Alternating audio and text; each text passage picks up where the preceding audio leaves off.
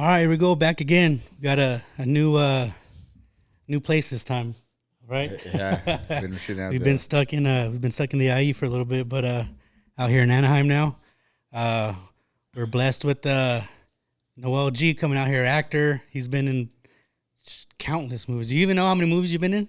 I ain't got At a this clue. point? Yeah. I just do them and forget about them and just keep on doing them. I'm like, some haven't even come out yet. So I'm like, whenever they come out, they come out. When they don't, they don't. Gotcha. Yeah, I remember you're on Instagram. You were posting. You just wrapped up something, right? Yeah. I seen that on Instagram. Oh, okay. You able to talk about that one or? Yeah. It was a movie I did with French Montana. Oh, yeah. Yeah. So it was a movie where I played his father when he was young. So I'm in all the flashback scenes when he's a kid. But the movie's kind of about his real life and how he came up. Oh, okay. Yeah. So we just finished that one about a week ago. Dang, that's crazy. How do you do you still got to audition at this point with as many movies you've been in, or are they kind of contacting you and like, hey?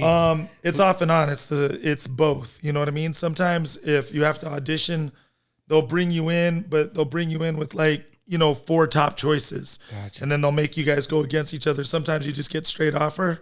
Hollywood is kind of weird because every deal is different. Sometimes they just want to do a personality check on you, see if they could vibe with you, if they could work with you on a movie. And if they like you, cool, let's go. If they don't like your personality, then, next. Oh. So it just kind of works like that. But, so it happens both ways. Sometimes I get an offer, or sometimes I just go up against 2 or 3 more people that are quote unquote, same level. And then, best man wins, stuff like that. Gotcha. Yeah. Damn. So if someone wants to act, like maybe me, so I got a little taste of it in the DR. Right. What do you recommend? I would say, you could do anything that you really want to do because nothing will stop real passion, right? If you're really passionate about something, then it's going to happen. My voice is a little jacked, by the way, because I do a lot of events and I talk to so many people. Yeah. So that's why my voice sounds like this. I'm kind of like, what's up? Because I haven't got my voice back for like 5 months. So it's been a while. But so anyways, I'm just letting you know. Yeah, of course. But long story short, anybody could be an actor. Any age, any look. You know what I mean? I don't care if you're 85 years old, close to death, or just brand new born baby. Anybody can act, you know what I'm saying? Because every role is required to be different and different looks. So I would say, go for it, man. You could do it if you really want to do it. If it's something you're just trying out for fun, that don't mean you can't do it either. Yeah. But I'm just making a point, what is it you really want to do? If you really, really want to be an actor, there was this interview one time with Quentin Tarantino where he said Hollywood will take anybody, and that's true. So that's why I say anybody could work in Hollywood. Bro, it seems fun. In the DR, we're doing the Roadhouse movie. I'm not in it, but Bob is. And they're chilling. They're in Costa de Campo, a fucking sick resort. So they're remaking Roadhouse, the one with Patrick Swayze. Yeah, so they're remaking it. I didn't even know Bob that. has like a small role. I don't know Bob is, but... And dude, all you're the in actors, the movie? No, I'm not. He is. Okay. I wish I was. That'd be sick. But bro, all the actors are just chilling. Like they're in this sick resort. Right. Everything's taken care of. They're just like relaxing by the pool, just eating food with each Acting other. is one of the funnest jobs in the world because Bro. it's never the same thing. And it's always in a different place. Yeah. You always meet different people. You never know what you're really walking into. You know what I'm saying? And it just depends. But yeah, a lot of actors get deals like that. Some do, some don't. Where, if they travel, they get accommodated to whatever it is they need and stuff like that. So yeah, sometimes it's kind of crazy being in this business because it's like Forrest Gump says, like a box of chocolate. You never know what you're gonna get. You know what I mean? Yeah, it was fun too, dude. It's like they like all the actors are telling you about other movies that they're doing. They're coming up, and it's like, oh shit, I got like the insight. And it's just fun. It's just fun to talk with all. No, them it's a too. fun It's job, like, straight up. Like nothing wrong with a 9 to 5, but I just love the business because it's always something different. You know what I mean? And that's the fun part about it. As you can see yourself being on set, right? Yeah, you love it. You know what I'm saying? for me, I got to watch. He's like, forget the podcast, man. I'm out, bro. Like, trying to get in. You know, Bro, yeah, you guys, you have to find a new white boy. I'm gone. You know what I'm saying? Trying to find out how to be an actor, bro. I don't know. They look like they were living the life. Like, it looked pretty easy to me. I don't know. I'm like, And a lot of it is like depends. hurry up and wait too, right? Yeah, Like, getting I on always the tell set. people straight out, it's so funny. Like when you're in the acting game, you have to build an immune system for waiting. Because if you don't have patience, that's going to be a tough deal for you if you're in the acting business. Because you got to do the scene like 30 times. You know what I'm saying? You got to get this angle, that angle, that. I mean, they're narrowing that down now by having more cameras and advanced technology. But, you know, still, even with that, you still got to do the scene repeatedly. You know what I mean? Yeah. So it just depends. But yeah, there is a lot of hurry up and waiting too, because they got to set up the shot, set up the scene. If there's a scene where, you know, they get into a fight and they're breaking things and they got to shoot it again, they got to reset all of that. You know what I'm saying? And put the whole restaurant back together. And then let's shoot again. And if they mess it up, got to put it back together again. So there's a lot of that stuff, you know what I mean? But yeah, so I always tell people straight out, like in Hollywood, you got to build an immune system for waiting. Nice. So yeah. So how old were you when you first started acting? Like when you got your first, what was your first role? I was 15 years old when I first started acting. The first thing I ever did in my life was at the age of 15 years old. I did a Taco Bell commercial for Taco Bell. Oh, all right. And that was, it was funny because I was 15 years old and I was ignorant at the time. I didn't know what residual income is. Do you guys know what residual income is? Yeah. You know what residual income is? That's where you get money from the movie still? Where every time they show the movie or the Still commercial, getting you get a money check. Yeah. So I didn't know that at the time, you know? I'm 48 years old, just so you guys know. I know you guys thought I was 27. I moisturize. I moisturize, and you got to exfoliate the skin. You know what I mean? Yep. I'm close to death already. You know what I'm saying? I'm close to death already. But so this is like, we're talking like 40 years ago almost, or 35 years ago, right? Yeah. But the first thing I ever did was a Taco Bell commercial when I was 15. And at the time, I didn't know about residual income.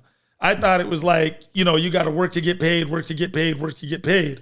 So residual income, for our viewers who don't know, just to make this real quick, is every time they show the commercial, you get a check. So what I'm saying is if they show the commercial 15 times in one day, that's 15 checks. You feel me? And I didn't know that at the time. I thought it was a computer mess up. I thought like, you know, but I was cashing my checks because I had my story for court. I was just going to be like, hey, they kept on paying me. I didn't know. You know what I mean? Like, I'm cashing them, bro. I could care less. But it was like hitting the lottery, man. Like I straight went from nothing to bling bling overnight. Oh, wow. And they were playing this commercial for up to a year. So I got paid for a whole year for one day's work. That's how insane it was, right? But when it got a little weird, because all these checks were coming in, I called up this producer guy who hooked me up with the commercial. And I said, hey, how come I keep on getting paid for this commercial? And he explained it to me. And he goes, no, that's right. He goes, that's how actors get paid. I said, what? I said, well, I want to be an actor. You know what I mean? I was like, hook me up with some more if you get paid like that. And I was like, let's break me off some more because I ain't never made money like that before. You know what I mean? Yeah. And that's how the acting got started. So what I can honestly say, and I'll end with this, is when I first got into the business, I'll be straight up, straight out. I got into it for the money because I never made so much money like that before. But as I started doing the business, it became a true passion of mine because it's so much fun. Yeah. Again, what I told you, I was on different sets, meeting different people. It's always something different. Nothing wrong with the 9 to 5, it just wasn't for me. So as I can say, as I started doing it, it became a true passion for me. And I loved it. And the money just became a bonus. Yeah, what was that first check like? Around what ballpark figure it was? It was enough not to have to work a 9 to 5. For a while, yeah. But Mike Tyson, who I'm a fan of, made a comment, and one of his most famous comments was "Rich too soon, smart too late," and that's what happened to me. Gotcha. You know what I mean? I didn't know how to invest my money. I was just wilding out, acting a fool. You know what I'm saying? So, did you like Taco Bell? Huh? I can't stand Taco Bell, Rock. That's fake Mexican food, homie. Like, they paid well though, so I'd rather go to a taco truck or a place that just says tacos here. Like, I'm not a fan of Taco Bell. Real talk. I can't stand Taco Bell for nothing. Do you remember how you got that gig, or are you like? No. Of course, yeah, I remember. I was dating a girl at the time. And she wanted to be an actress, model, and the whole Hollywood deal. Yeah. I was acting a fool in the streets. I never thought about acting a day in my life. Never even, let alone thought someone like me could be on TV. So that never crossed my mind. So one day, she asked me to go to an acting class with her. And I was like, all right, whatever. So I go to this acting class with her. And I'm just being straight up. You know what I mean? I was in this acting class. And when I went to this acting class, I thought everybody was dorks and nerds. So I started talking smack, you know what I mean? And literally, right place, right time, never thought about acting a day in my life. There was a producer who was scouting talent that day in the classroom. And he came up to me after the class and he goes, "Hey, I like you, man. You're kind of funny." He goes, "You want to be on a Taco Bell commercial?" And I was like, "What?" I was like, "Oh, because I'm Mexican, huh?" No, I'm just kidding, but I was like, I thought he was on some BS, you know what I mean? But I gave him my number. He ended up being real. And 2 weeks later, I was on a Taco Bell set at the age of 15 years old doing a Taco Bell commercial. Right place, right and time. that's right place, right time. Literally, crazy. I'm a right place, right time story. Yeah. So, what about the girl, dude? Did she ever That's make how it it- as anything? Or She got my first kid, you know. oh, She got her paycheck. She got her 18 years. She got her lit. You know what I'm saying? She said, "Fuck acting. I got 18 years of pay." She's like, "I don't need to be an actress. I just got paid." She got her residual on. Yeah, she won her lottery got her- too, bro. You know what I'm saying? So, She said she doesn't need to work a 9 to 5 either. yeah, I got her at the starting, but she had the best of me for 18 years. Oh, that's funny, man. Yeah, So no. how long after that did you get? Because I remember you first seen you was on Fast and the Furious. Yeah. Did you have a lot of gigs in between that? No. So, Okay. you know, it took me 8 years to get my first film. Oh, all right. So it was no walk in the park. You know what I mean? And, you know, for a little bit of motivation, I always say, if I would have quitted on that seventh year, if I would have said it's too hard, it's not going to happen, I throw in the towel, I quit, I'm done, I wouldn't be where I'm at today. So I always tell people never quit, because if you never quit, your dream can become a reality, but you're going to have to fight for that dream to become a reality. And that's what I did. So it took me 8 years to get my first movie. It was no walk in the park. And my first movie wasn't even Fast and the Furious. Training Day. No, it wasn't even that. Training Really? Day came after Fast. Oh, okay. It was a movie that didn't even make it to Bob's Market. Like straight, it didn't even make it to the girl in Tijuana who was selling stolen DVDs on the blanket. It didn't even go that far. G, straight up, dog. But it was a movie I did, and it was funny because I thought it was gonna take flight. You know what I'm saying? It was with Ice-T, Danny Trejo, Machete at the time, and I thought it was gonna go, you know, big because they were big at the time. They were pretty well known at the time that I did it with them. But it was a movie called No Mother's Crying, No Baby's Dying. Again, it didn't even make it. That's why you never heard of it. Yeah. But I'm just saying that was the first movie I ever did. At the time, I was working at Kmart. It was the longest 9 to 5 job I ever had. I was working 1 year at Kmart. And I remember I got the movie, and the movie told me, they go, "We need you for 3 weeks." I went to Kmart and I said, "Hey, I got a movie." They looked at me like I was on crack. They're looking at some little cholo kid like, "You got to get back on the register." You know what I'm saying? I was like, no, I got a movie, like for real. Like, can I get 3 weeks off? And they were like, "Nah." And I had to make a decision then and there. So I told Kmart I quit, and I did the movie. And you know that was Kmart that. went Yeah. extinct. Huh? Kmart's not even around. Yeah, anymore. Kmart ain't even around. No, they're around. They're like on Gilligan's Island in the space station, bro. They're like in little.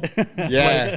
There's still a few left that are hanging on, but you got to find them in like the middle of nowhere places. Hey, so when that happens with a film and it doesn't even make it, like when That's just it. It don't make it. You still get like your paycheck for Well, working. you get your paycheck from but working. You lose that residual, right? You lose the residual income. It doesn't get seen or shown or whatever. It ends up shelved. There's a lot of movies that are like that. You know what I'm saying? That were made and just didn't happen for whatever reason. Do you negotiate your own contract, or you have an agent that you? No. go to? At that time, I had the manager friend. Oh, okay. So what ended up happening was when I did the commercial, and the guy who hooked me up with the commercial, and we had that conversation where I was like, "Yo, I want to do more of this."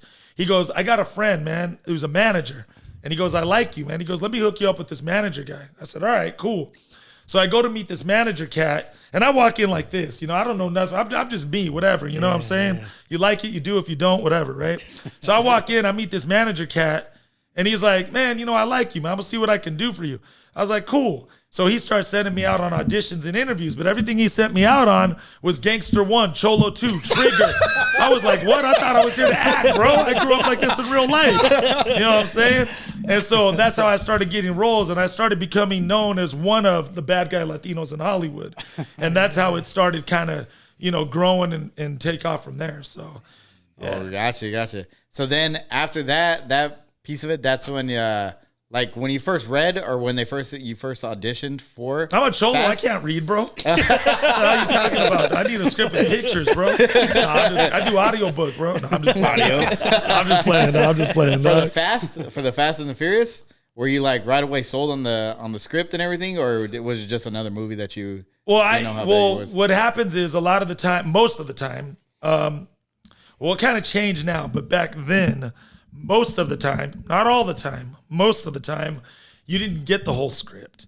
You just got the piece of a script that was your character that you were auditioning for. Oh, gotcha. So I only got like 4 pages of the script that quote unquote Hector was on, and it was just study those 4 pages, play that character, come in an interview, and if we like you, we like you. If we don't, we don't, like that.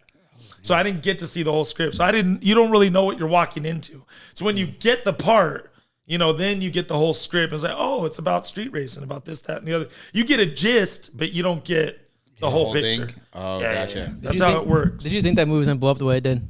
Nah, at first when we did that movie, you got to remember Vin Diesel and Paul Walker. That's what they were already kind of on the map. Yeah. But I'm saying that's the movie that put them on the map. Yeah. You feel what I'm saying? Yeah. Like that's the movie that really elevated them to the next level. You feel me? So when we did that movie, my point is it was an independent movie at first.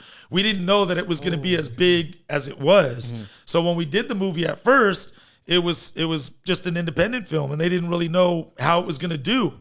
And long story short, it ended up doing hella great. And so that's why we're at part 37 today. That's why, how many people hit you with that line when you walk into the store and you ask, was it the 300 Civics? Engines? How many people hit you with that? I hear that every day, bro. You annoyed of it yet? There's not one day I leave the house. It's legendary. I know, bro. And it's like a curse and a blessing at the same time, bro. Straight up, dog. There's not one day I've left the house and not heard that. And I'm just like, oh my God. But every time I hear it, I'll act like it's the first time I heard it. Yo, why don't you think they brought you back yet? Huh? In the movie. Why don't you think they brought you back in the movie? Well, they brought me back to part 7. Yeah. But I don't do Marvel movies, and that's the reason why they haven't brought me back. That's fair. Because I'm not a ninja, I can't just smoke and appear, and I can't breathe underwater for 10 minutes. That's the reason why. So it's like I don't know, bro. It's you and the Jesse character, right? You and Jesse. Well, Jesse died in part 1. Yeah, but I mean, everybody dies in that movie and they come back. Exactly my point. Exactly my point. That's what I'm saying, bro. Jesse can come back, bro. I think part 11's going to be haunted, bro. I'm not sure, bro. You know what I mean? The cars that got exploded are going to come back. Like, I don't know, bro. Like, that movie, it went too left field for me, to be honest. You know what I'm saying? So I'm a fan, but not a fan. I wish they would come back to the roots, but it is what it is. So if they asked you to come back, you would say no? Huh? No, I'd come back all day long. I don't care, you know what I mean? As long as the check clears at the bank, we good, homie. Like, I'll ride with it, you know what I'm saying? I don't got to be, I have a comment in Hollywood where I said this straight out sometimes. I've done some movies where the movie sucked, but the check didn't suck. So I'm just keeping it straight up, straight out. You know what I mean? If I'm in a movie and it sucks, I will tell you straight out that movie sucks, but the check didn't suck. So I'm with it. Which movie you've done that sucked? I've done a lot, man. There's a couple movies that I've done. Give me some titles. I know. I gotta think. I'm gonna be 100 with you. It sucks so bad you don't remember. I did. I know, right? I did. I've done a lot, bro. I've done a lot, like just to juggle back, but I've done a lot. Yeah, straight up, I've done a lot. Hey, have you done any role like in a movie that you regret or you don't like your least favorite? That's a good question. That's a good question, bro. Next question. I'm just kidding, bro. No. Not really, man. In all honesty, bro, there's not really any roles out there that I did that I haven't, not regretted or whatever. Yeah. I've been very blessed and fortunate, to be honest, man. I've been very blessed in my career / life to have been and to be able to be a working actor. I've been in the business over 30 years. And so to be, to stay consistently working is a blessing and says something, you know what I mean? So there's really no role out there that I've been offered some roles that I would not do. To each their own. Yeah. And no judgment. To each their own, no judgment. But I would not play a gay role. Oh, yeah. I just wouldn't do it. I wouldn't play any roles where I'm raping a woman or molesting children. Roles that compromise my character in real life. To each their own. You believe what you believe. That's the way I believe. Those are roles that I would not take on. So, stuff like that. So when I get handed a script or whatever, I make the decision, if I would do or not do. But my agent and manager already know what I would take and not take on. So they don't even come at me with that stuff. Hey, did they pay you good enough to have a monkey come out of your ass, dude? That was, you know what's so funny? Is when people get twisted on that movie, bro. That was like he became God and it was a magic trick. You know what I'm saying?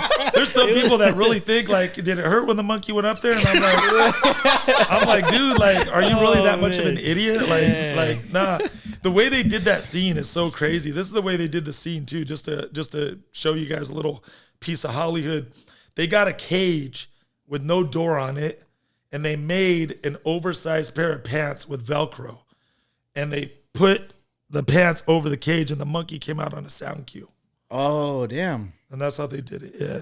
So they just got the image Yeah, of so for those of you who think a real monkey came out my butt, go see a counselor, and I'll give you a number to a good therapy session. That's kind of jokes. Man. How was Jim Carrey on that? So he's a cool Oh, guy? he was cool, man. guy? He was a cool cat. Friendly dude, humble dude.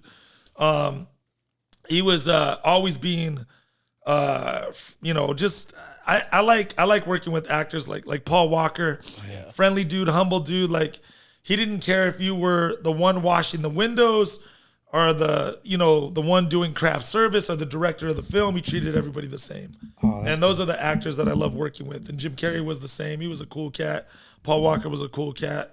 When you work with people like that, it's awesome because one bad attitude on set could spread like a wildfire and ruin the whole set. I'm pretty sure you've seen some bad ones. I've seen, I won't name names, but yeah. No, I've seen some funny ones where straight up Hollywood got to their head. And that's why one thing that Hollywood has taught me, and I'm going to be straight out right here, is unless you know someone personally or was in the situation personally, you don't know a damn thing. Okay. All you know is what was put out on Front Street. But unless you were involved personally or know the person personally, all you have is an opinion and you don't know a damn thing. Because there's some people that on camera that I could tell you straight up they're a piece of crap behind camera because I know them personally and it would blow your mind. And you'd be like, no way. You're lying. There's no way that person is a piece of crap. And I'd be like, oh, yeah.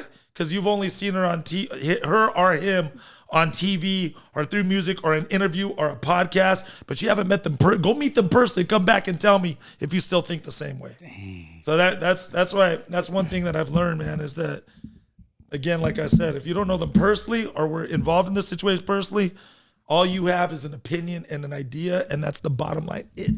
Yeah, absolutely. You ever been like in a confrontation or an argument on set with somebody? Yeah, all the time, bro. Does it happen a lot? It happens a bit, you know what I mean? Sometimes you get some people who will act funny, and like I said, Hollywood gets to their head. Yeah. And then you meet some people who, were humble at the starting, and then their true colors came out later. You know what I'm saying? And it's unfortunate, but you get that, and it is what it is. Talking about beefing in Hollywood, Vin Diesel and The Rock's beef. You know anything about it? I don't know too much about it, bro, because I wasn't there. Yeah. So I don't know. I just know that they kissed and made up recently. The second time? Or whatever. Yeah. And, when you say kissed and made up, you get what I'm saying. It's a joke. Yeah, no, of course. They hashed it out. They made up. And it's not Brokeback Gangsters, They made up, and now The Rock's coming back. You know what I'm saying? So, but we'll see what happens. We'll get to see the new Marvel hero movie. Yeah. The new Marvel. What's your relationship like with Vin Diesel? You guys still cool? Vin's cool, man, because he's the reason why I came back to part 7. So if it wasn't for him, when they called me up for part 7, I was like, you got the right number? So to come back in part 7, it was all because of him. Yeah. And when he went from the first movie to being on the set on the 7th movie, completely different, like the set and everything now? You got to remember, part 7 is when Paul Walker passed away. Yeah. So everybody was real emotional at that time. The vibe was different, and it was because of that. So it was completely different. What about like the money aspect of it? Like as much money is involved in the set and everything. Everything looks the same on that side of it because you know what I mean. The shooting is the shooting, and it is what it is. Even when we did part 1, we still had a good, nice sized budget. Yeah. to do what we did and made. I would imagine now. I know the movies have got a lot more expensive because it went superhero actiony. So now, of course, they're spending way more money than they did from the original. But the money comes into play where it just depends on what type of movie you're making. It's like you can't make Star Wars for $1 million. If you're going to make Star Wars, you need, $50 million. If you're going to make Straight Outta Compton, you could do it for $1 million. Yeah. You get what I'm saying? It just depends on what type of movie you're making. What about Paul Walker's brother? Is he very similar to him? I was just with him a week ago, bro. That's my boy. Like Paul, Cody Walker, nicest dude, humble cat. Yeah, I love Cody Walker, bro. I saw that clip. It went viral on TikTok. I don't know if you saw it. Oh, But which one? You walking up to him, and he's like, I recognize that voice. And he's like, you recognize you right away just from your voice? Oh, yeah, He yeah, didn't yeah. even look up. He just like heard your voice. Nah, And Cody's then my people, Then he looked man. up and he's Yeah. like, oh, fuck. Yeah, no, that was Cody- sick. I saw that. That was like legendary. Cody's my people. I've been knowing him for years. And yeah, they're all good people, bro. You know what I'm saying? So yeah. Hey, did you ever get into like the actual street racing after the movie? I know everybody thought they were a racer after Yeah, that movie came out. I actually got arrested for it, bro, and I did 6 months in jail. Really? Yeah, bro, real talk. Because what happened was, as I started getting recognized at red lights and stuff like that, people would always challenge me to a race. And, who am I to back down? So I would just like, all right, let's race. And so we would ride it out. But one time, we rided it out. There was 3 cars. We were lined up. And out of nowhere, dude, like 5 bike cops came. Like just out of nowhere, like just swooped up on us. They towed my car that night. I'll never forget. I didn't get arrested that night. I got a ticket for a misdemeanor for illegal street racing. And then when I went to court on it like 4 or 5 times, that's when I got a sentence. They gave me 6 months in jail for that. So I did 4 months out of 6 on that. And I did some time for it, for street racing. Yeah, and they recognized you in there? Yeah, it was funny. I was like, it was funny too. It was funny too because they're like, it was funny too because I was straight up inside and they're like, "What are you in for?" And I was like, "You wouldn't even believe if I told you." I'm like, "I'm in for street racing." They're like, "Fast and Furious got to your head." And I was like, "I don't know, bro. I just." So they weren't kidding in the movie. You really are the slowest one. Huh? So you weren't kidding in the movie. Like, you really are the slowest one. Yeah, exactly. Yeah. They gave you the cash because you're the slowest one. You got caught. Yeah, in real life too. In real life. Yeah, you're right. I'll take that. You're right, bro. They got me, bro. They got me. Hey, did they? that was when you have aftermarket parts on your car, right? Did they crush it or did they release the car to you? No. Well, you got to remember the car never belongs to us. It belongs to the studio, the production company. What ends up happening is some of the actors fall in love with their cars, so they end up buying their cars. Oh, but gotcha. and then you got to remember too, there's replica cars. You know what I mean? Of certain cars. So sometimes they'll crush them for the insurance, or sometimes they'll put them in Universal where you could go view them as a guest when you go to the Universal I've seen theme that park. a lot, yeah. You go see them there. But sometimes some of the actors or producers, they get attached and they're like, "Yo, let me buy the car." And then they buy the car. Instead of having a Rolex watch, they have the car. You know what I mean? So it's just all kinds of different things happen with the cars is my point. Some of the cars are in celebrity car museums. There's a celebrity car museum in Las Vegas where a lot of the screen used cars that were in Fast and Furious are in the museum. So they get spread it out. It's like a bunch of YouTubers who are remaking all the cars, right? Yeah, they're making the replicas. And they're doing all kinds It's like of stuff. Daily It's Driven Exotics is one of them. I know like TJ Hunt is one of them. DDE and all them. Daily DD. Driven I haven't met any of them, but I've seen like Yeah. some of their shit. And then like TJ Hunt is like big into it. And some kid named Dustin too. Yeah, He has like one of the like originals, right? Yeah, Like yeah, That's insane. I've seen some. That's what they do. Yeah, it's pretty sick. Yeah. So that's what happens with the cars. So when you were street racing and you got caught, were you in the car? No, I was in my real car. Oh, I never had the car. Oh, you never. Yeah, I just had it for the okay. movie, and that was it. But that was a guy who owned a car from a from a car club, and we just used his car for the movie. Oh, And, okay. Yeah, so he owned it, and he ended up keeping it. The last I heard, some guy in Miami bought it, and because he owns a lot of the screen used cars and he collects them. He has like 14 cars, and like 8 of them are actually screen used cars from a lot of the different Fast and the Furiouses. And he owns them and has them in a garage, and they're like his toys. Gotcha, You know what I gotcha. mean? So Hey, did you ever get to drive the black one that they always have in every movie? The what car is it? The Vin Diesel's car. Vince Muscle Oh, Car. Toretto's? the Charger you talking Yeah, about? the Charger. No. I got to drive some of them, like the Eclipse. Got to drive that one or whatever. Oh, the green one? But you got to remember, too, that some of these cars don't go as fast as they appear in the movie. Yeah. Some of them are just show cars more so, you know what I mean? Yep. What's funny about Fast and the Furious Part 1, I don't know if you guys ever realize this or recognize this, where they start the race and they're going straight. Mm-hmm. They're going straight, right? So think about this. And when you watch the movie again, you'll be like, oh, I never even noticed that. So they start the race and they going straight. They never turn or nothing. It's just a straightaway, right? Straightaway, yeah. So when they get to the end of the race, they end where everybody was at, where they started. Oh, yeah. Oh, but they were going straight. turned. So, how So did think they- about this. I had the money. Damn. So if they were going straight, I wouldn't have been at the end with the money, like, oh, here, you know what I'm saying? I would have been like, go, and they would have win. I would have been like, all right, later. Yeah. That's actually But they didn't think about that. You know what I'm saying? Yeah, Hey, so did you guys? So that's Hollywood. That's Hollywood, Hollywood for you, bro. for you, You yeah. get what I'm That's saying? kinda jokes. That's little stuff that people don't really recognize until you're there. You know, so I'm watching the movie, and it was funny. I watch it. I'm like, I just started them on the race, but they end up where I'm at, so I give them the money. So is that a mess up, or is that like they know it's No, I'm happening? just saying, like, it's a Oh, movie, yeah, you know? Like, yeah. it just is what it is. But, Yeah, it you is know, funny. Yeah. but we did I our never job. even We thought had you about three fooled. Yeah, for sure. I didn't even think about that shit. Yeah, that's what I'm saying. I'm too into the movie to think about that. Like, No, I I don't got you. Yeah. But yeah, if you look at if you look at the details, you'll be like, oh. Bro, I was also like 6 when the movie came out too. Like, you know, so, like, my ass was looking at that. Like, yeah, I'm gonna be a street racer. You know what I mean? Like, I heard all the stories I hear, bro. When that movie came out, when people were leaving the parking lot, they were really racing in the parking Yeah. lot, getting arrested for street racing at that time. Well, it's still today. It's Yeah. I mean, people are dying because of this stuff. You know what I mean? It's Yeah. insane, bro. But Is that the first movie that your name was Hector? The first one? No, well, movie, yeah. Yeah. I did a TV show, but that's where Hector Oh, okay. originated from. And This then TV that show. name stuck with you with a lot of your there roles, was a right? TV show. I don't know if you guys remember it back in the early days. It's called Get Real. Get I don't know if it was with the guy from Social Network. He's also in that movie. Now You See Me, the Magic movie. I forget his name. The yeah, white boy with like the curly hair. Yeah, but he yeah, was yeah. the main dude in Yeah. Social Network who Yeah. invented Facebook. Oh, yeah. He was the star of the show. He played at Mark the time. Zuckerberg's Jesse role, right? something, right? Yeah. And I had a lot of Yeah. scenes with him. It was a TV show that we did. It was called Get Real. It was before all that.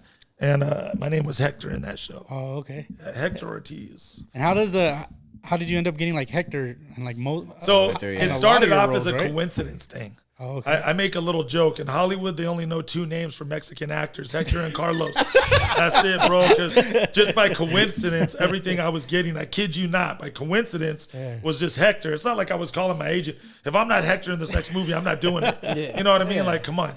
I was just I was like, Hector again, really? So it started off but as it started happening so much, I said, you know what? Let's just keep this going.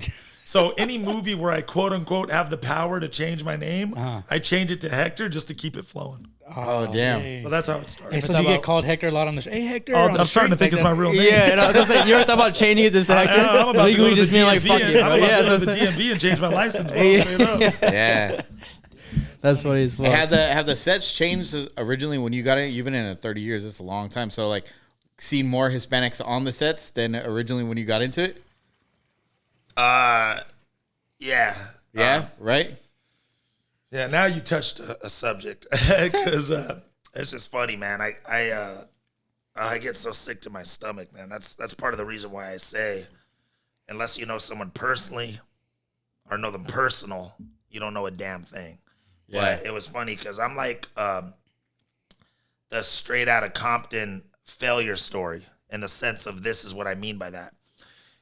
Back then, 20 years ago, when I saw the movie Friday with Ice Cube and Chris Tucker, Yeah. the instant I saw that movie, when that movie came out, I said, man, we need a Latino Friday. We need an authentic Latino hood comedy. And I pitched it to powerful Latinos back in the day that had the power to push it through. And they just didn't give it time of day.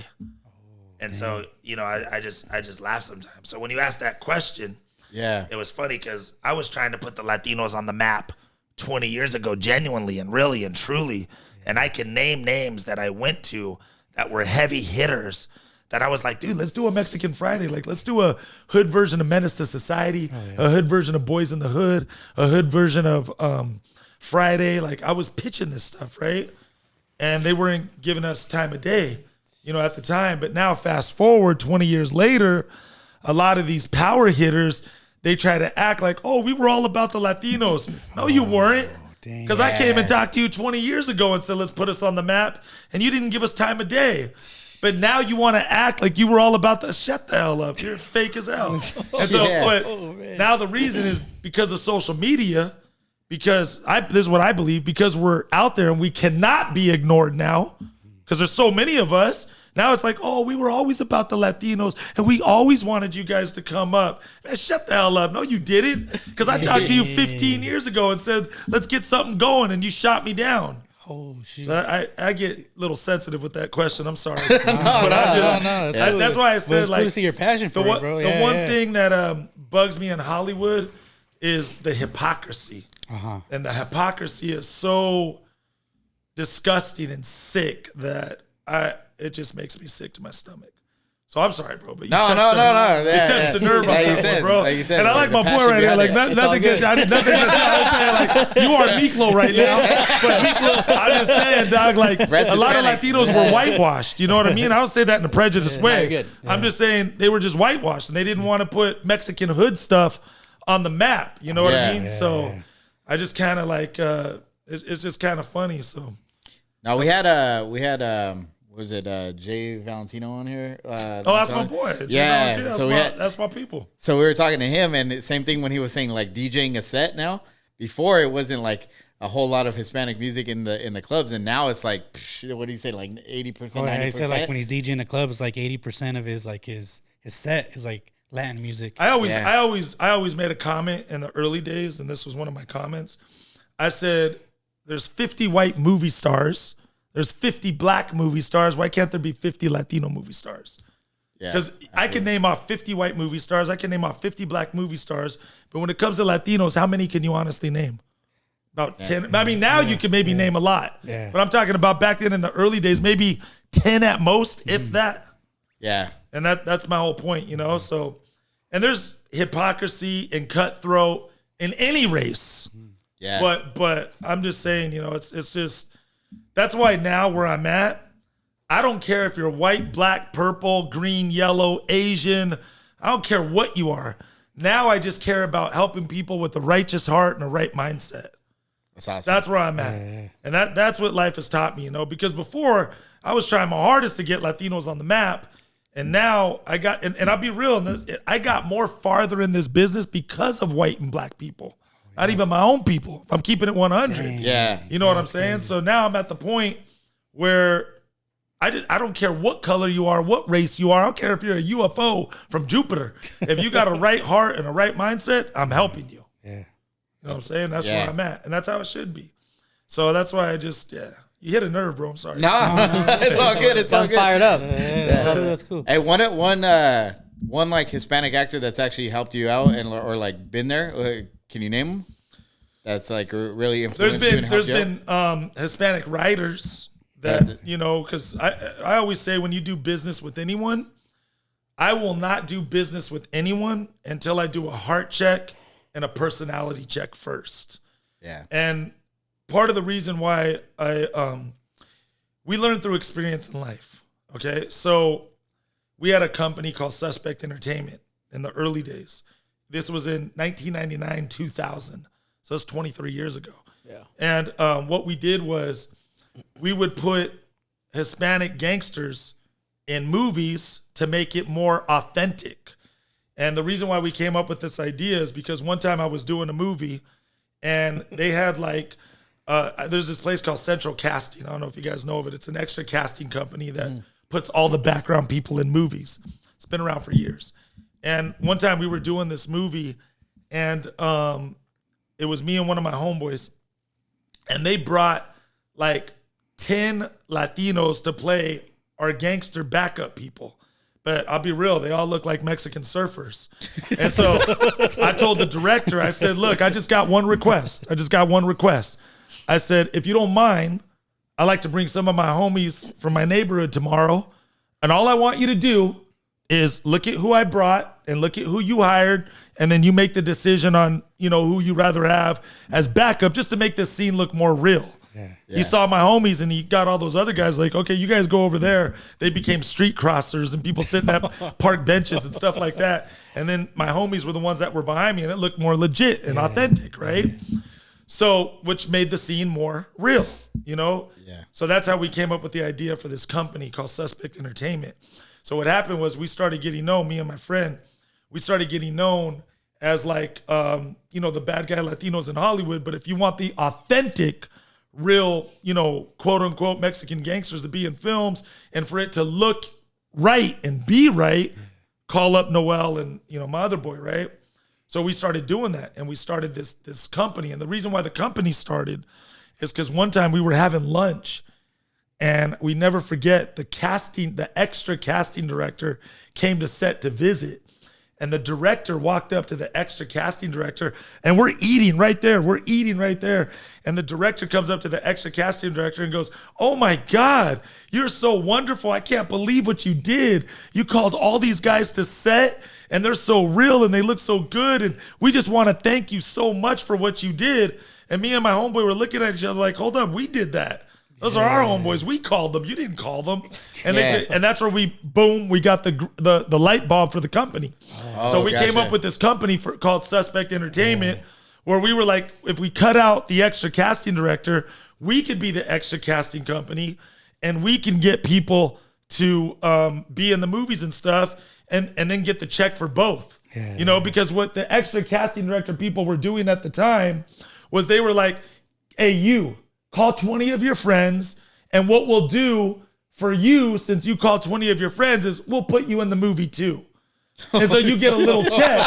But we're the ones with the headache of calling 20 people, making sure they're on time, telling them where the address is at, and doing all the headache work. You feel what I'm saying? Yeah. For a measly little $100. So, then when that happened, we were like, whoa. Like we could be the, you know what I'm saying? So we were getting, played and tricked. So that's where the light bulb came. We were like, oh man, let's start a company where we could get the big check from the movie.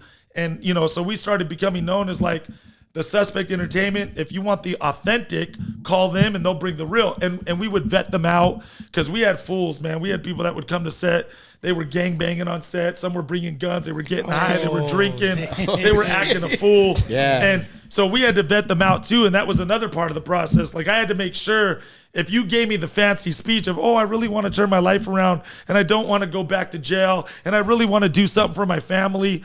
And we would hear these president speeches all the time. Yeah. But then when we would invite them to set, they would act a fool. Yeah. And we're like, what happened to everything you just said? We gave you a real opportunity to turn your life around and you on set acting a fool. So now you get the hell out of here because you weren't serious about what you said. Yeah. Yeah. So to make my whole point to answer your question, when I answer questions, I always like people to know the why. So I appreciate it. This is to sum everything up. So what happened was when we started this company, life jades you. And I'll tell you why I got a little jaded, but you learn through experience. I was helping everybody for free. And my feet weren't even really that wet yet. And I was just getting people in already just out of the good heart that I just had at the time.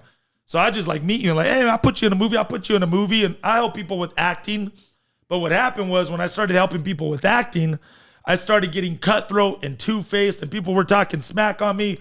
And some people would like, when they found out that it wasn't as easy as they thought it was to be an actor, they would just quit on me cold turkey after like a year or 2 years of blood, sweat, and tears into them.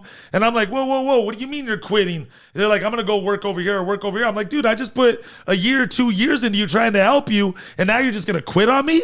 So now that's why I charge people for my time, because if you backstab me or two-face me or you quit on me, I can care less because I got paid for my time. Yeah. You feel what I'm saying? Yeah. And that's the stuff that you learn in life. You know what I mean? And so, and people don't know that till they know that.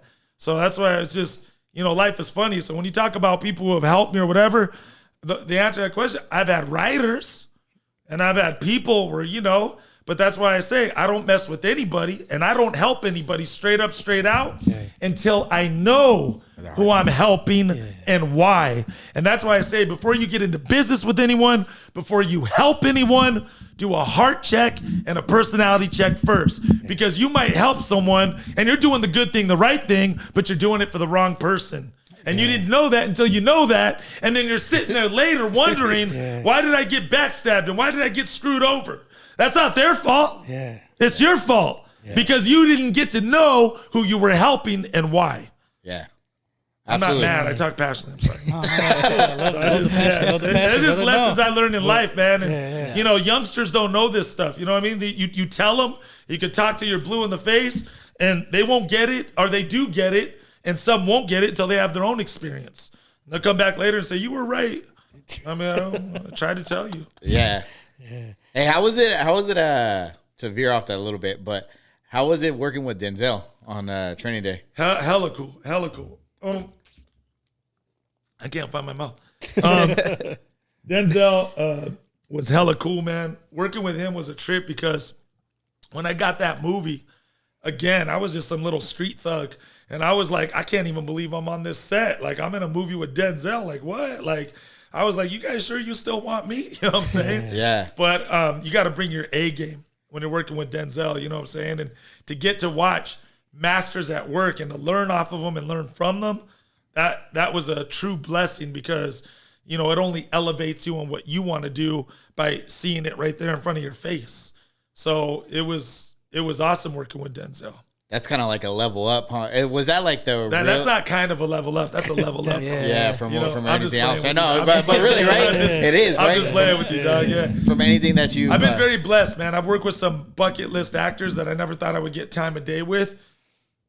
Mel Gibson, Robert De Niro, Clint Eastwood, Denzel Washington, Jim Carrey, Keanu Reeves, Christian Bale. That's crazy. I've worked with a lot of A-list actors that I've been very blessed to work with and learn from them. And, but another thing too, respectfully, is I've been doing it for 30 plus years. When I first started, I was like, oh my God, I can't believe I'm here. Like, oh my God. Yeah. But now it's just a part of life. And there's only one person, in all honesty, that I would like fanboy over where I don't think I could. There was only one person only that I haven't worked with to this day. I hope I get him in before he passes away because I love that guy. And there's only one person in the whole business that I might get a little like, oh my God, I can't believe I'm here. And that's Al Pacino. That's my boy. Really? If I work with Al Pacino, bro, like that's my people. He's like dog. 86, right? And he just had a baby dude, too. Like, You see that, bro? This guy's tell me he ain't the man. That's kind of legendary. 86 and just having a baby. Like, tell me that ain't the man right there. You know what I mean? Apparently, he didn't think he could do it, and he did it. That's what I'm saying, bro. Like, yeah. Hey, him and De Niro. De Niro's old too. Yeah, but De Niro too? Yeah. Oh, I didn't know that about De Niro's like but- 60 though, but like Al's like 86. That's a I big want difference. to get one in with them. You know what I'm saying? I hope I lock that down. But if it happens, it happens. If it doesn't, I feel like Denzel's a goal for most people. Denzel's crazy. Yeah, Denzel was. Yeah, That's legendary. Yeah, he was. He's a goal too. I just finished one too with John Travolta and Quavo. Oh shit. So that's gonna be coming out soon. Cash Out. The Mayans that just came out recently. That's popping. I got my movie with Vince Vaughn and Mel Gibson is out right now as we speak on Netflix. It's called Dragged Across Concrete. That's out right now. What's the one you do with Ryan Phillip? Ryan Phillip. I just did one with him. It's called Locksmith. He's cool as fuck. Yeah, I had dinner cool. with him at Craig's, and I was too pussy to ask him what happened to the shooter. But dude, that was the sickest Netflix series. Ever watch it? It's on Netflix. Yeah. It was so sick. They never finished it. I guess I don't know what happened with it, but like I wanted to ask him so bad. I think I don't know, dude. Is that coming back? Is it? I don't know because I I hope think so. we talked about that a little bit on set. It better be him playing it because he killed it on that one. He said he had something else that he was doing after, but yeah. Are you a Ryan Phillippe fan? No, dude. Honestly, I just watched the show, and then gotcha. he came to dinner one day with me, Bob, and this guy Timmy Bounceback. And like I wanted to ask him the whole time, and I was just talking to him. I just didn't ask him. Yeah, a lot of the stuff I did. But I was like, I wasn't even like, I don't know why. I was just thinking about it the whole time. I was like, damn, I kind of want to know why they didn't finish that shit. Right, and like, I know he's gonna give me the real answer, not the Hollywood on camera answer too. So I was like, fuck, and I didn't ask him. No, but, no, like, I but this guy Timmy's like best friends with him, and he hangs out with him like every week. So like, I just haven't run into him again. No, that's cool. Yeah, no, Ryan Phillippe is cool people, man. Yeah, working with him was cool too to see how he works. You know, it's interesting when you work with a lot of different actors because you get to see, you know, their different styles and ways of what they do and how they do and how they bring it. Yeah. But yeah, Ryan was cool people. But yeah, it's called Locksmith. It's him, Ving Rames, and me, and then some other cats are up in there. So yeah, That's dope. Has the writer's strike, has it affected you guys at all right now? yeah. The writer's strike is getting us right now. Right now we're dealing with that.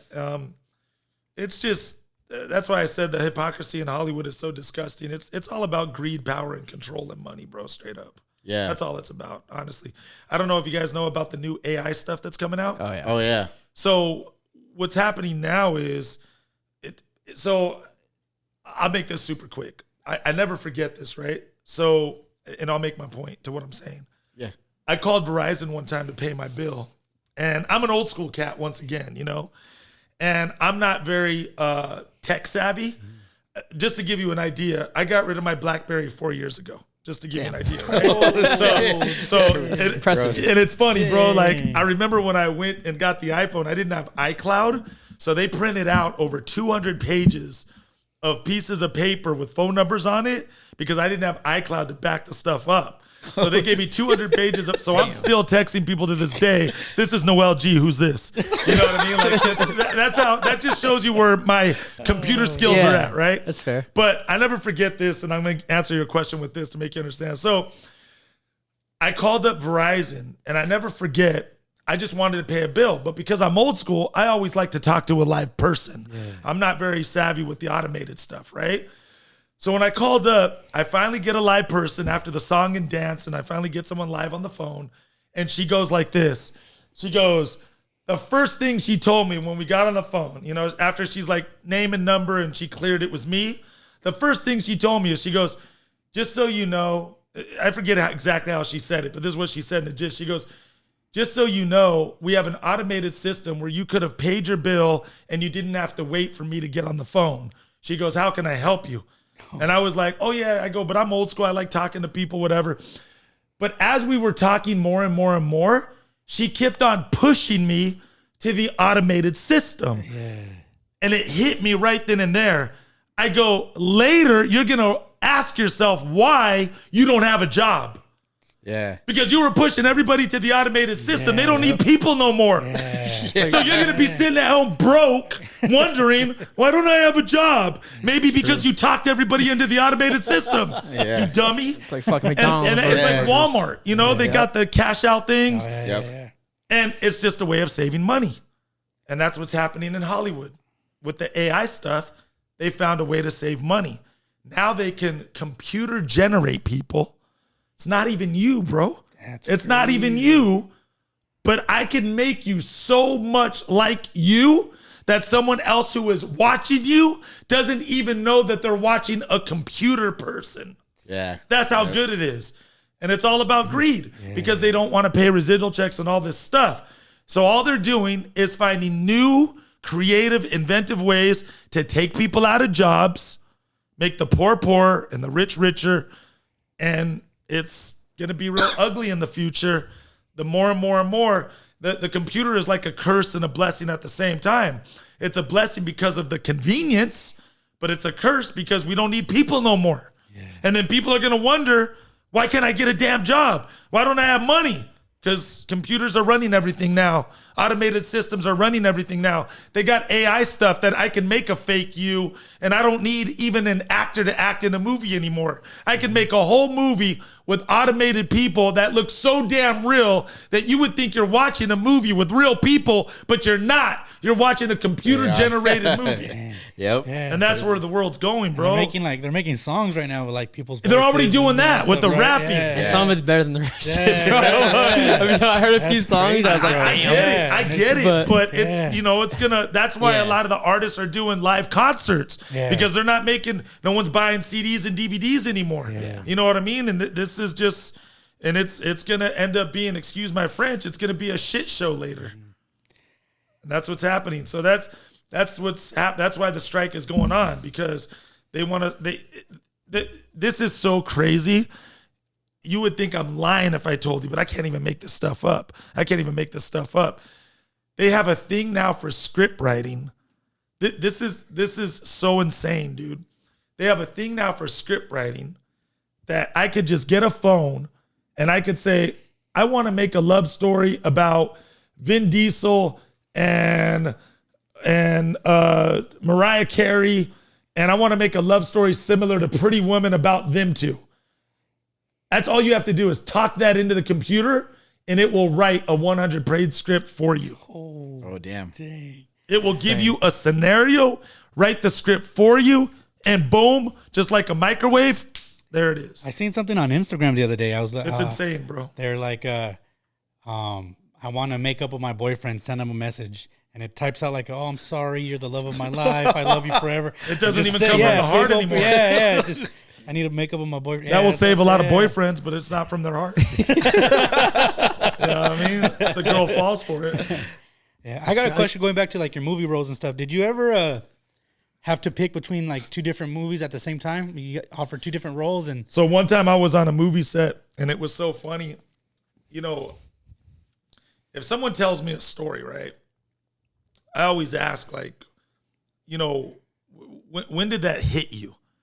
Because if someone can't tell you the transition of when they got the light bulb moment, that's an indicator of like, maybe it's not really in your heart, or maybe it wasn't really a true life experience for you. Maybe they're just saying it systematically, right? And so I was on a movie set one day, and I remember I had a movie premiere that night. And it was funny because I was on the movie set, and I kept on complaining that I couldn't be at the damn movie premiere because it was the same night. yeah. And then out of nowhere, this guy goes, damn, I wish I had that problem. And that's when it hit me. And I go, damn, you're right. I go, that's a good problem to have, bro. Because that's how much work I was having at the time. Yeah. So to answer your question, I've had that problem many times, but it's a good problem to have. Do you ever? And I love having the problem. And when those situations come up, you just have to pick the one that is going to be more the one that you want as opposed to the other. So do you ever turn down a role that you regret? Yeah, or- I had that come up. A movie I was supposed to be in was Crazy Beautiful. I was supposed to play the brother of Jay Hernandez in that movie back in the early days. But at the same time, Fast and the Furious was filming. Oh shoot. And that's why I didn't. So I had a teeter-totter. And we tried so hard to work it out, but it didn't work out. Where I could be in both. That part of it didn't work out. But I was in Fast and the Furious, which was the better movie, thank God. Yeah. But I'm just saying, so that was one of those times. But it's funny, though. If you go to Crazy Beautiful and you go to the Blu-ray or the DVD to the deleted scenes, you'll see one of my scenes in the movie. Oh really? Because they still wanted me in the movie, but they had to find a way to work it around. So I did have the part of the brother, which was a bigger role, but they ended up giving me a smaller role because they just still wanted me in the movie anyways, but it ended up getting deleted anyways. But if you go to the deleted scenes of Crazy Beautiful, there's a scene with me and Jay Hernandez where we get into a little fight and confrontation on the pier, and you can still watch that scene to this day on the deleted scenes of the DVD.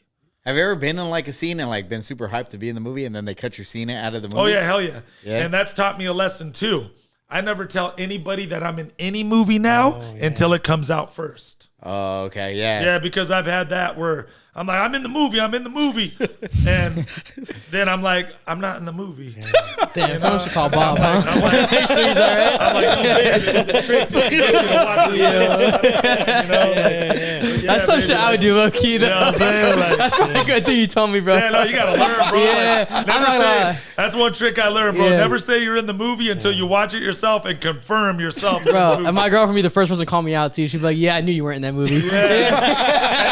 And then bro. she'll start asking you, Yeah. well, were you that night? Yeah. That's how I'll start, right? She'd probably make fun She'll of me be too. like, hold up. Yeah. You said you were on a movie set. Now I got to find out where you were at. Let me see your phone.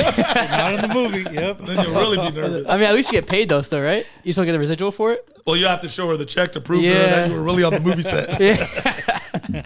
He'd be like, babe, here's the check, I swear. Hey, they don't give you any type of heads up? Be it like, hey, we cut your scene or anything? No, You it's all relationship. So it all depends on the type of relationships you have with the producers, the directors. Some will tell you, some won't. Every scenario is different. Every movie's different. Every people is different. Yeah, I got you. So it all just depends on, the scenario/relationship that you have with the people who are making that film. That's like the most There's important been thing. times that I've been told, like, hey, your part worked in the script and we shot it, but now that we're editing it, it doesn't work.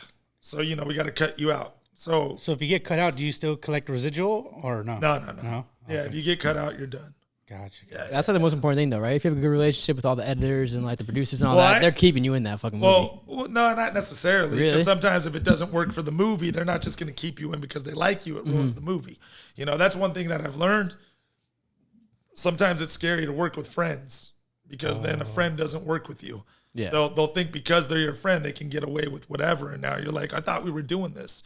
So I'm just saying it's, that's why I always say do a heart check Yeah. and a personality check first. But what you said, yeah, I think for any business, the number one key to any business, whether it be Hollywood or something else, is personal relationship. Period. So yeah. And what about behind the camera? Have you done anything behind the camera or thought about going behind the camera? I started my own production company because I also believe in, if no one gives you the opportunity, give the opportunity to yourself. So I started a production company to start playing different roles that I've been, casting myself as, because there's sometimes some roles where you get kind of pigeonholed and locked in, and you're like, dang, like I could play a doctor, I could play a lawyer. Just because I look like this doesn't mean I can't particularly play that. You put me in a suit, I could look clean cut, like let's go. Yeah. But sometimes people don't see it until they see it or saw it. You know what I'm saying? Yeah. When you came into it, did you take any acting classes or anything like that? Or Yeah, I was in that acting class where I was with my ex-girlfriend at the time. And I got a little bit of some coaching and a little bit because it's always good to learn a few basics and get trimmed a little bit. But I didn't really need acting class because a lot of the times I was playing quote unquote the bad guy Latino, and that was me in real life. So I didn't really need acting classes because I was playing me in real life. But if I was playing like, a doctor, I would have probably went and talked to a doctor and said, hey, can you help me out here a little bit? Because I'm playing a role that I'm not familiar with, and so I need your help. So what's a little tip that you could give my boy Brett on set? Just a quick tip if he was getting into it, like something that they would teach you. I'm actually considering it. I don't know. Yeah, well, I do acting classes. I might need a few. So sure. yeah, I do acting classes. So if you want to DM me on my Instagram, let Yeah. me know, whatever. I'll give you my number with text, whatever. But I would ask you, this is how I do my students, right? And I'm just saying, like, first of all, you got to know this. You could line up 10 actors against a wall and be like, actor number 1, how do I become an actor? Blah, blah, blah. Actor number 2, how do I become an actor? Blah, blah, blah. Actor number 3, how do I become an actor? Blah, blah, blah. And get 10 different answers. And at the end of the day, you got to pick what made the most sense to you or whatever answer caught your heart to be like, you know what? I'm going to go with number 4 out of the 10 because he made the most sense to me. I like what he said, and I like the way I felt about him as opposed to the rest, right? Yeah. You know what I mean? So that's why I tell people, like, when you're buying a car, never buy it off the first car dealer guy you talk to. Talk to 5 of them first, and then you make your decision who you're going to buy your car off of. But long story short, the way I teach my acting students is I say this at first. Do you want to learn how to act, or do you want to be a working actor? And what's your answer? Do I want to learn how to act or be a working actor? Do you want to learn how to act, or do you want to be a working actor? What's your answer? Probably a working actor. That's the right answer. Yeah. So this is what people don't understand. This is what I hated about acting classes. I was in an acting class, and they were just teaching me how to act. Mm-hmm. But at the time, I was working 9-to-5 jobs, and I didn't have the money to continue paying for acting classes. Yeah. So after like about a year of going there, I was like, dude, like you got to teach me how to get like a movie or a TV show or something, because I don't got this type of money to keep on paying for these classes, and I'm not working as an actor. Mm-hmm. So I was like, you got to tell me what's up. And I never forget, he said, meet me after class.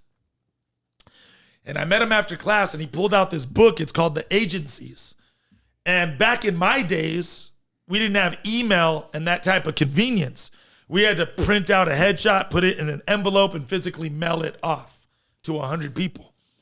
So I got this, he showed me this book called The Agencies. And there was all the agencies that were listed from LA to Orange County to San Diego.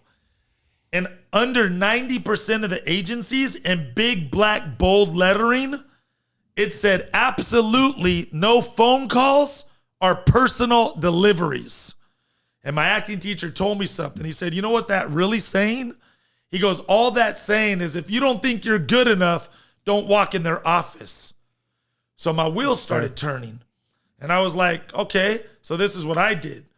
I got that book and I marked down all the same agencies on the same boulevard from lowest address to highest address. And I just walked in their office. I said, what's up, man? My name's Noel G. I need an agent. I'm trying to be an actor. And as quick as I walked in, they said, get the hell out of here. We don't do it like that. And I was like, all right, I'm out. Yeah. But there were some others who said, I like your confidence, man. You're pretty courageous to do something like that. Let me see what I can do for you. And I kid you not, as God is my witness, I remember it like it was the next day. The next day, I had 17 agents that called me up wanting to represent me. Dang. That's great. And then I started getting sent out for auditions, and I started becoming a working actor. So what I teach people, man, you got to learn how to talk in detail. Because if you come to me and you say, I just want to learn how to act, guess what? I'll take your money all day long, homie, and I'll teach you how to act. What are you mad at me for? Yeah. I gave you what you asked for. You said you just wanted to learn how to act. I gave you what you wanted. So that's why I say, do you want to be a working actor or just learn how to act? I teach people how to be a working actor. Mm-hmm. You get what I'm saying? Yeah, it's a big difference. And then after you become a working actor, guess what happens? You learn how to act. Yeah. But let's get you working first, because you'll learn, and there's no better teacher than what? Being in the middle of the field. And like you just said it with your own mouth. I didn't have to say it. You just said it with your own mouth when we started this podcast. You said you were on set and you got to see how all the actors were and how they were. There was no better teacher than that. Yeah, I can't tell you that experience and have it be in your head the way you saw it. Yeah. Because there's nothing better than what? Experience in it. And so that's why I tell people, bro. So I teach you how to be a working actor. So my advice to you is take my class. There you go. I got a free class right here. Good look. I'll teach you free class on that. I'll teach you how to be. I'll teach you how to save me a lot of money. I'll teach you how to. No, you're still gonna pay, bro. You'll get a big discount. You'll get a big discount because we're here. Yeah. But I'm just saying, bro. Like I'm gonna give you love because we're here and I met you. But I'm just saying, bro. Like I'll teach you how to be a working actor.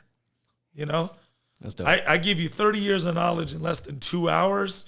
And you know that's why I tell people, like, if you wanted to do real estate, for example, you go get a real estate book, so you don't, and you read all their mistakes, and it advances you, so you don't make all the same mistakes that the real estate person did, and now you're that much further in the game already because you read a book that advanced you. Yeah. If you think you can make it without me, that's fine too. I'm not saying you can't, because you can, but it might just be a little bit more of a rougher journey.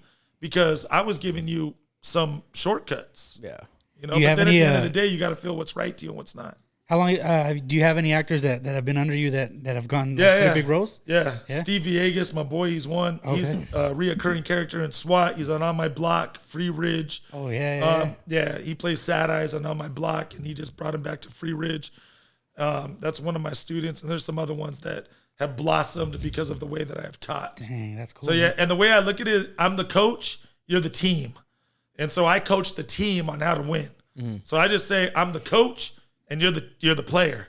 And I'm a coach. I don't hold hands and I don't change diapers. I'm gonna give you the recipe and the ingredients, but you gotta go in the kitchen yourself and cook the food. There you go. Yeah. And that's what's up. And I give you a step 1 through 5 process. And that's how I do it. You know what I'm saying? And the reason why I started that was, once again, because of my story from back in the days. I was helping people for free, but I was getting stepped on, etc. So now I start charging people. Yeah. But the reason why that came up is because of social media. I'm not Kevin Hart of The Rock, but I get a lot of DMs. Again, I'm not Kevin Hart are The Rock. But I get DM'd a lot. And I get all kinds of different, I get DMs for podcasts. I get DMs for, teach me how to be an actor and get me in the film business. I get all kinds of DMs. And so I was like, man, you know what? I'm going to start charging people, and I'm going to do a class, and I'm going to start charging people on how to come up and teach them the right way of how to protect themselves. You can always have a good heart, and that's the best thing to have. But at the same time, you got to know how to protect that heart. Don't let your heart get stepped on. Yeah. Hey, when you were on set, you experienced it. How good was the food, dude, on set? Oh, dude, we ate at the restaurants at the resort. What We about- were on like a big Casa de Campo, so we had like gotcha. 10 restaurants to eat at. So it was lit. So like they never ate at the actual fucking spot. What about you? Yeah, I'm Mexican. Food that's free tastes good. Yeah.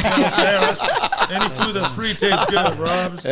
I'm Mexican, homie. How do you Hey, so if somebody wants to take that class, do they just DM you? Like just anybody DM me. anybody So, could? if you guys want to keep up with me on my Instagram, actor Noel G. Like I said, I stopped at Super Nintendo. The last video game I ever played in my life was Mario Kart. The controls got too NASA for me. I can't play with the control that has 20 buttons. I can't keep up, bro. Now they're wearing helmets and suits, and I'm done, bro. Like I stopped at Super Nintendo, G. Yeah. And but so that just like I said, but so so it's funny. So I learned Instagram, and then once I mastered Instagram, my friend was like, yo, G, Instagram's dead, homie. It's all about TikTok now. I'm like, what? I just mastered Instagram, bro. Like, I took a course and everything. I'm just playing, but I'm like, damn, dog. And then you know what's gonna happen, right? Yeah. I'm gonna transition over to TikTok. Then they're gonna come out with super duper TikTok. Then I'm gonna have to learn. Then I'm gonna learn that one. Then they're gonna come out with super expialidocious TikTok, and it's just gonna go on, and I'll never be able to keep up. You know what you need to learn? I'm like, you tell me, bro. You gotta learn Snapchat. Snap. And you know what, dude? That's where all the money is right now. Bro, Snapchat's paying creators fuck you money. I already know. Insane. You probably do good on there. I got a friend who's a YouTuber. Yeah. And making stupid money. And I'm just like, but that's why I got my little assistant right there. She's my computer whiz. She's been my assistant for 2 years. Shout out to Gina Cantu. That's my assistant. She's like my little angel in my corner. Nice. But she's my computer whiz. She can keep up with all that stuff. Yeah. I just tell her what to do and she does it. Cool. Yeah, you got any other businesses or anything else you want to plug on the show? Nah, just I got my production company, Entangled Entertainment. 2 of the movies that we made, I can't even think right now. But I got Entangled Entertainment. We got some movies that are in the works right now. Let's see, The Mayans season 5. Oh yeah. Yeah, that's dropping right there. Nice. The movie with Robert De Niro, it's called Salvage. I forgot. At first it was called Wash Me in the River, and they changed the name. I don't even keep up no more, man. I just do movies and forget about them, bro. Like, I just did a movie with French Montana, and we're doing a television series with Fat Joe. We got a lot of stuff that's coming out, bro. But that's what I'm saying. If you keep up with me on Instagram, you'll see it all right there. But my memory's shot, man. I can't even remember yesterday, bro. I'm like, I don't. Yeah, I need cue cards, bro. Like, what's up? I can't read. Remember? I've been to college once, and that was just to drop somebody off. How was it filming with Stone Cold Steve Austin? You saw that movie? Yeah, that's old you're one. a trip, bro. That's my dude right here. Bro, Stone Cold Steve Austin's a legend. Hey, dog, you pulled a rabbit out the hat, bro. Like, Bro, he's a legend. That's sick. Dog, yeah, you saw that movie? That's what's up. That was a pretty good one. We've been in a lot of movies, actually. It was decent. It was decent, but no, I love Stone Cold, man. That's my dude right there. He's a cool cat, bro. Stone Cold, shout out, man. Got mad love for Stone Cold. That's one guy I want to meet for sure. He's a real one. Yeah. Bro. He's a real one. We talked a lot, and he's a cool cat. He seems funny as fuck. Yeah, I want to watch him actually like smash beers. Nah, that's like a sick moment. Yeah, bro. I saw it on TikTok again too recently because that's everything. He got on a bar, huh? Bro. He got on a bar top. Yeah. It got like 6.6 million likes on that. That's Steve Austin, bro. It was of course he's crazy. in a million views. Of course, that's the Crazy. dude right I was there. like, know. wow. Like he's still going crazy. Like imagine if he's in wrestling still. It'd be insane. Nuts, He's still a top dog. Like he doesn't even need to show up. He's still a top dog. I used to walk around in like black underwear, dude. Like I was Stone Cold flipping people off at like 5 years old, dude. That's funny, bro. That's funny. Yeah. How old are you guys, real quick? I don't even. 35, 34. 34. Oh, that's what's up. Are you guys related or? No. Oh, okay, Just okay. close friends. How long you guys on each Well, other will it for? get us in like a gig if we are, dude? Like brothers? You don't need like brother too? That's what they take an opportunity. He's learning, bro. That's what's up. That's man. funny, brother. Yeah. No, No, man. but we could always stay in touch, bro. Yeah. The relationship has started now with this. Perfect. So, all three of you, stay in touch whenever you guys want. My door's always open. So, Appreciate you, man. Appreciate you. Appreciate your time. We know you got to fly out to Japan tomorrow. Going to Japan? Yeah, I'm going tomorrow. We going filming? No, for a car show. For Oh, Fast car and show, really? Furious. Oh, that's fucking sick. Yeah, bro, I'll be out there. Dude, Steve and Timmy were just down in Japan. Yeah, see, they look, My they look first time dope. ever in Japan, bro. What's your favorite vocation filming? I don't know, bro. It's a good question. I filmed in so many places. I don't really have I like Texas. Yeah. Yeah, I filmed in Texas. I filmed all over though. I filmed from New York to California and in between. Canada, Florida. Said he went to Germany also, right? Yeah, but that was for a car show though. Oh, okay. Yeah, I also do a lot of events, so I travel a lot for those as well. We do a lot of Fast and Furious car meets, like Fast and Furious in real life, Race Wars, On Fleek. I just did Fuel Fest. We do a lot, bro. Do you own any of the cars yourself or no? Nah. I used to when I was younger. Yeah. But as I get older, man, I'm a lot more boring now. Now I just get a car and I tint the windows, and that's about it. Is it true, like, when you did Fast and Furious, you didn't know how to drive stick? no, I And knew how they to drive put you a in stick? No, I knew how to drive Oh, how's a the stick. story go? I saw something about that. That was so funny. Yeah, as no, fuck. I knew how to drive a stick. I first learned how to drive on a stick. Oh, okay. No, what happened was they got that car and they were nervous because they didn't know if I knew how to drive a stick or not. Got you. And they were like, "Oh my God, we don't have an automatic for him." And I was like, "Don't worry, I know how to drive a stick." And they're like, "Oh, thank God." And I was like, "Yeah, I first learned on it." You got to remember, most of the cars back then were stick. Yeah. And Now it's hard you're to a even baby, find a bro, car. dog. I can't drive sticks. So I was just You curious. just got dropped off on the porch. Yeah. Another really good movie you did was National Treasure. That was National Treasure or National Security? National With Martin Security. Lawrence. That was Yeah, fucking you were fire. giving me a multiple choice. Yeah. Yeah. I was trying to make sure you remembered. I was trying to make sure. Yeah. A, B, C, and D. No, I got that you, was I good got too, you, though. bro. Martin Lawrence. That I shit was was gonna let you run, bro. And be like, let's see what he says right now. Hold up, dog. He was digging right there, bro. I thought I had to throw a rope. Nah. I got you. Nah, you straight. Yeah, national security. Yeah, National Security was a good one too, though. Multiple choice. That's what's up. I was letting him have an A through D, bro. I was gonna take you back No, to I knew school. I said it wrong. I homie. was like, fuck, I said it wrong. But That's all good. It's all good. That's funny, man. Nah, but appreciate your time, brother. Thank you, man. thank you for calling out, brother. Let's wrap this No, one no, up. it's love, Get man. you to can you hit us Japan, with man. the one-liner in the store? End it. Which one? The Hector walking into the store. Oh, I want And 3 Paul. of everything. Yeah. End it off. Send us off on a bang. I'll end it with this, man. I always like to say these last words, to each their own. I never press my belief upon anyone else. Yeah. But true success is not all the money that someone has, how big their house is, and all the cars they own. There's a lot of people that have everything and have nothing. And when you go to like stores, if you look at front covers of magazines, these are people who are multimillionaires and their lives are destroyed because they don't know their true identity, pornography, drugs, alcohol, whatever the case. I'm too fat, I'm too skinny, whatever the case may be. True success is in your heart and in your mind first before anything else. So I just say that to say humbly, and again, I never press my belief upon anyone else, is just put your faith in Jesus Christ. Start a personal relationship with God. Yeah. And I promise you that your life will be a lot better than what it is now with God involved as opposed to without God involved. So I always like to say that at the end and just say, we all have heroes in our life, and Jesus Christ is my hero. So I just wanted to tell you guys that Jesus loves you. Put him in your life. Start that personal relationship with him. And I always say these last words, and I'm done. God first, and the rest will work itself out. So much love, and thank you guys for having me. I appreciate it, I brother. appreciate you guys, you. man. What's going on, bro? A lot of love. Well said. And Yeah.